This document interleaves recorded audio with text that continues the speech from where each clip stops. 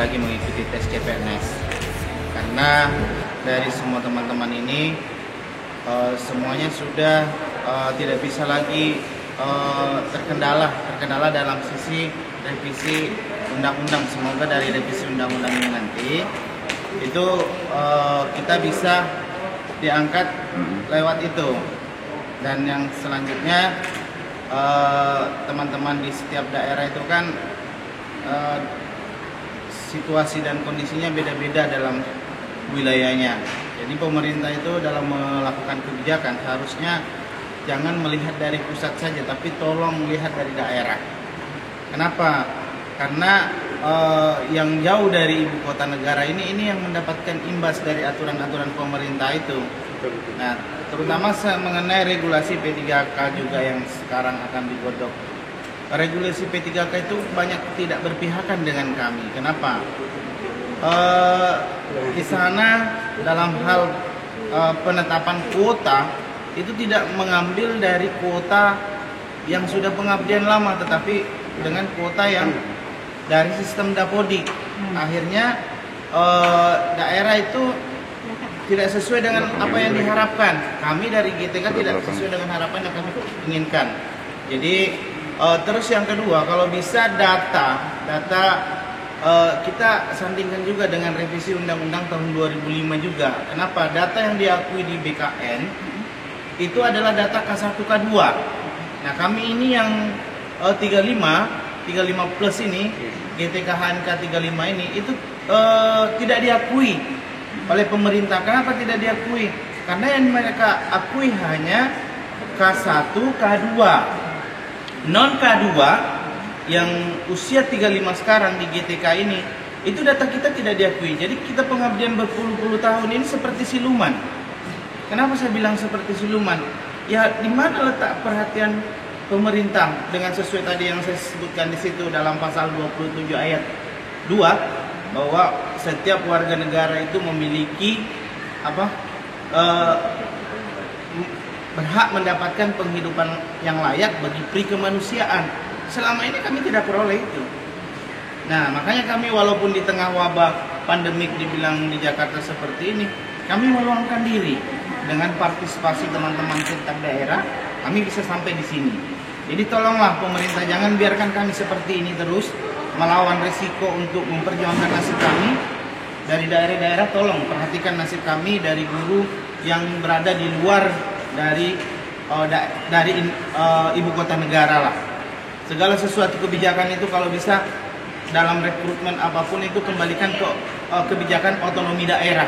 Biarkan daerah yang melakukan, yang lebih tahu nasib guru honor di daerah itu adalah pemerintah daerah. Kalau masalah regulasi P3K, silakan. Kalau masalah gaji itu dari pusat, tapi regulasi perekrutan yang ada di setiap daerah itu kembalikan ke daerah. Yang tahu masalah di daerah orang daerah, bukan orang dari pusat. Jadi seperti itu saran kami, permintaan kami. Semoga dalam revisi undang-undang ini nanti bisa berpihak kepada kami. P3K itu menurut kami adalah produk yang seyogyanya harus masih direvisi. Masih banyak yang harus diperbaiki dalam sistemnya, terutama dalam hal nasib-nasib kami yang ada di daerah. Mungkin seperti itu dari teman-teman, ada yang bisa nambahkan? Kalau boleh, kami secepatnya kalau bisa ini dilakukan. Karena kenapa tadi sesuai info dari teman-teman di PPKI itu kan dari 2016 pelaksanaannya. Jangan, kalau saya pribadi, artinya ini statement pribadi saya, jangan biarkan kami tergiring dengan opini teruslah. Yang sekarang kan ada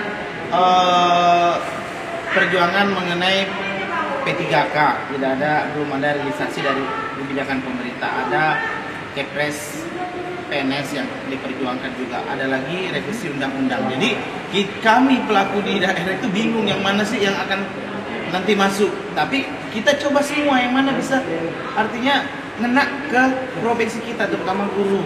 Di guru ini adalah garda terdepan, Pak. Guru ini adalah garda terdepan di dunia, di Indonesia ini dalam mencerdaskan generasi bangsa. Dari guru lahir yang namanya DPR, dari guru lahir dokter, bahkan semua profesi itu lahirnya dari guru. Jadi jangan lupakan marwah yang namanya guru. Jepang saat di bom atom oleh Hiroshima Nagasaki, yang didata dulu adalah guru. Berapa guru di Jepang yang hidup? Kita di Indonesia tidak ada penghargaan yang kita peroleh dari situ. Jangan sebatas hanya pansus saja atau panitia kerja, tetapi betul-betul kalau bisa tahun 2021 ini paling lambat awal itu 2022 itu revisi undang-undang harus disahkan. Karena selama ini masih sebatas panja, sebatas pembahasan saja, tetapi follow up-nya tidak ada. Jadi ini yang kami harapkan supaya tahun 2021 ini sudah ada titik terang, 80% sudah kami bisa dengar ke daerah. Ada kalau mereka memang betul-betul untuk memperjuangkan, tetapi kalau hanya panitianya hanya cuma bekerja begitu saja, tetapi tidak di follow up dan tidak memutuskan itu, saya kira tidak akan sia-sia juga kita dikumpulkan di daerah juga seperti ini. Oleh karena itu harapannya bahwa mereka sudah memberikan janji kepada kita, tetapi harus direalisasikan secepatnya. Ya, karena sudah ada 3 tadi, dari Ombudsman, kemudian dari FPPPI, kemudian K2, kemudian DTKNK. Ya, sudah ada 4, jadi ini harus diperjuangkan. Kalau bisa tahun ini kami sudah bisa mendengar ke daerah bahwa hasil dari RDPU ini sudah membuahkan hasil.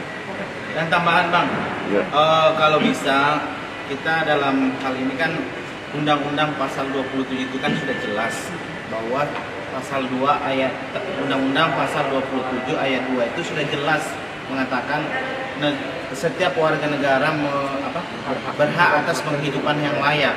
Selama ini kami tidak dapat itu dari pemerintah. Jadi tolong kalau bisa pemerintah itu dasarnya dalam mengambil kebijakan tidak usah jauh dari situ aja lah.